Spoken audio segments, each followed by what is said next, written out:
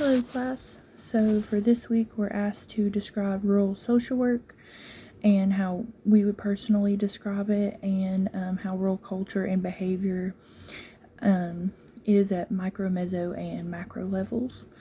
So first, rural areas are defined as a smaller town that has a smaller population. It could be characterized as ranch lands, or just really a smaller county that may not have bigger stores. It may have bigger stores. It just really depends on the population size if it's considered rural. Rural areas also tend to consist of people who know each other very well, also consist of people who are related. More than likely, there's families who've lived in that area for many years, to be passed down in traditions. Rural social work can be defined as providing social work in rural areas that are categorized as underserving or underserved, addressing issues such as providing resources, child protective services, and victim services. This also means providing support to those in need in these types of communities. Many people in the areas may not be as trusting, so it's important to build trust and also establish those connections with people in rural areas. And establishing those connections can be very tedious at times. You just have to know how to build trust with these people, and also know what types of language they use or slang that they used on the considering the micro systems. They may use language or slang in that county and may be referring to different things. I grew up in a rural area mostly, so we have our own slang.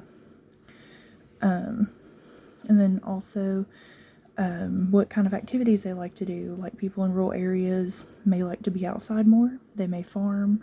They may like to do activities outside, whereas some people in bigger cities like to be more introverted and maybe just playing on their games or doing their devices. But some people would like to be outside and farming or doing hobbies like basketball and things like that, or sports could be a big thing in a rural area, especially football or baseball. Considering mesosystems, it can be characterized by people, what their relationships are like, who they interact with. Also, they tend to size people up, as they say. They look at your character and your knowledge and your skills and judge you based off of those things.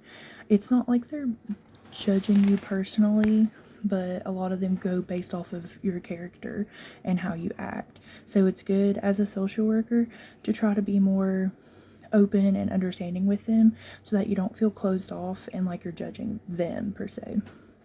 On a macro level, I feel like it's good to understand the power structure, which is understanding who's in charge, who makes the decisions, and it could be the mayor's office, it could be just the main people, the city council, but it could also be people in the community that have a lot of influence over others in those rural communities.